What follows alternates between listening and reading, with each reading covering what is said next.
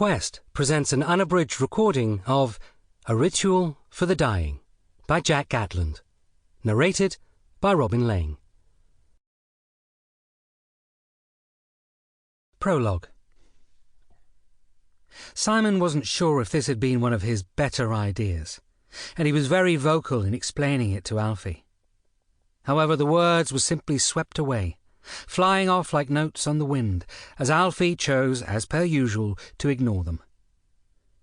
They were currently standing at the southern entrance to Greenwich Park in southeast London. Giant wrought-iron gates held between 6 tall pale brick pillars, each adorned with an enormous lamp, and with the gates themselves spiked, the black painted vertical lines of the wrought iron resembling spears, as if warning all who enter to play by the rules or be punished. Simon had seen photos of Blackheath Gate, as it had been called from around 10 years earlier. They used to be far more ornate, with large, flowing gold motifs along the top.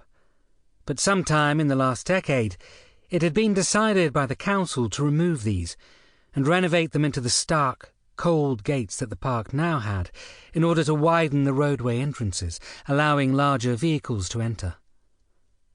Alfie didn't care about the gates. For him, they were too modern, too normal.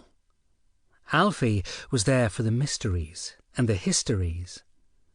Simon envied Alfie for that. He'd been like this ever since school, and university hadn't exactly pulled him away from his passion, allowing him to join organisations like the University Paranormal Society, which had led him down the path towards other non-university-based esoteric organisations. Simon hadn't gone to university. Simon had left school after his GCSEs and had joined the post office. But he'd still kept in touch with his best mate, even in their late 20s. Alfie was now examining the railings, checking his watch. It was close to 8 p.m. now, and the sign on the gate stated that in April the park closed then. Simon knew that for the plan to work, they needed to get into the park and hide in the undergrowth before the rangers and park police did their last sweep of the area, which didn't exactly give them much time. "Dude, we need to leave," he hissed. Alfie turned, smiling.